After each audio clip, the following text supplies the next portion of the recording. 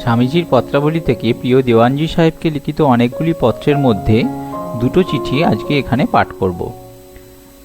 প্রথম পত্রটি স্বামীজি লিখছেন বোম্বে 1892 সালে। প্রিয় দেওয়ানজি সাহেব, এই পত্রের বাহকবাবু অক্ষয় কুমার ঘোষ আমার বিশেষ বন্ধু।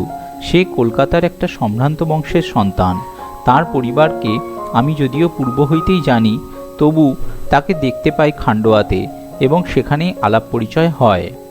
সে খুব সৎ ও বুদ্ধিমান ছেলে এবং কলিকাতা বিশ্ববিদ্যালয়ের আন্ডার গ্র্যাজুয়েট। আপনি জানেন যে আজকাল বাংলাদেশের অবস্থা কি কঠিন, তাই এই যুবকটি চাকরির অন্বেষণে বেরিয়েছে। আমি আপনার স্বভাবসুলভ সহৃদয়তার সহিত পরিচিত আছি, তাই মনে হয় যে এই যুবকটির জন্য কিছু করতে অনুরোধ করে আমি নিশ্চয়ই আপনাকে উত্ত্যক্ত করছি না। অধিক লেখা নিষ্প্রয়োজন। আপনি দেখতে পাবেন যে সে সৎ ও পরিশ্রমী। কোনো মানুষের প্রতি একটু দয়া দেখালে তার জীবন সুখময় হয়ে উঠতে পারে। এ বালক সেই দয়ার উপযুক্ত পাত্র। আপনি মহৎ ও দয়ালু। আপনাকে একথা মনে করিয়ে দেওয়া প্রয়োজন বোধ করি না। আশা করি আমার এই অনুরোধ আপনি বিব্রত বা উত্ত্যক্ত হচ্ছেন না। এই আমার প্রথম ও শেষ অনুরোধ এবং বিশেষ ঘটনাচক্রে এটা করতে হলো। এখন আপনার দয়ালু প্রাণী আমার আশা ও ভরসা। ইতি ভবদীয় বিবেকানন্দ।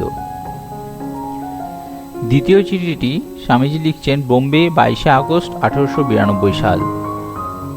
প্রিয় দেওয়ানজি সাহেব, আপনার পত্র পেয়ে খুবই কৃতার্থ হলাম, বিশেষত তাহাতে আমার প্রতি আপনার পূর্বের মতো স্নেহের প্রমাণ পেয়ে। আপনার ইন্দোরের বন্ধুর সহৃদয়তা ও সৌজন্য সম্বন্ধে বেশি কিছু না বলাই ভালো, তবে অবশ্য সব দক্ষিণী কিছু সমান নয়। আমি শঙ্কর পাণ্ডুরঙ্গকে যখন পত্রে জানিয়েছিলাম যে আমি লিমডির ঠাকুর সাহেবের বাড়িতে আশ্রয় গ্রহণ করেছি, তখন তিনি তার উত্তরে মহাবালেশ্বরে আমায় যা লিখেছিলেন তা উদ্ধৃত করলেই আপনি বিষয়টা বুঝতে পারবেন।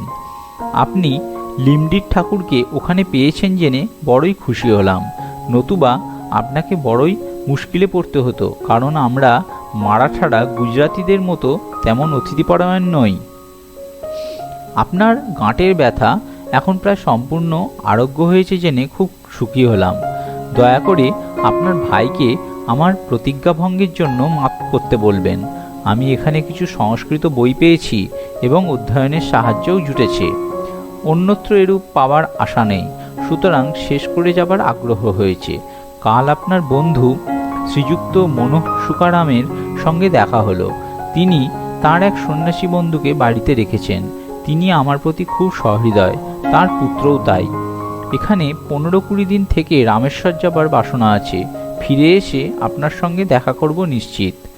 আপনার ন্যায় উচ্চমনা, মহাপ্রাণ ও দয়ালু ব্যক্তিদের দ্বারাই জগতের প্রকৃত উন্নতি হয়।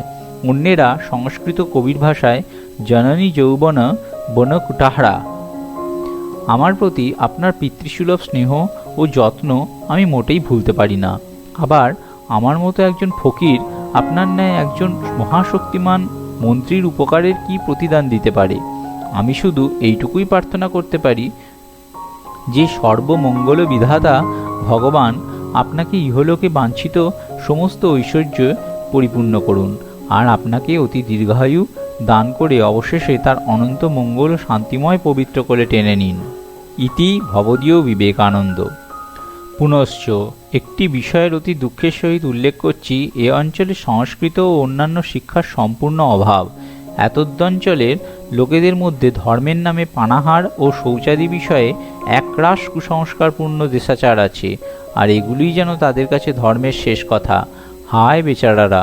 দুষ্ট ও চতুর পুরুষরা যত সব অর্থহীন আচার ও ভাঁড়ামি গোড়ামিগুলোকেই বেদের ও হিন্দু ধর্মের সার বলে তাদের শেখায়। কিন্তু মনে রাখবেন যে এসব দুষ্ট পুরুষগুলো বা তাদের পিতামহগণ গত 400 পুরুষ ধরে একখণ্ড বেদও দেখেনি। সাধারণ লোকেরা সেগুলি মেনে চলে আর নিজেদের হীন করে ফেলে। কলির ব্রাহ্মণরূপী রাক্ষসদের কাছ থেকে ভগবান তাদের বাঁচান। আমি আপনার কাছে একটি বাঙালি ছেলেকে পাঠিয়েছি, আশা করি তার প্রতি একটু সহৃদয় ব্যবহার করবেন। ইতি বি।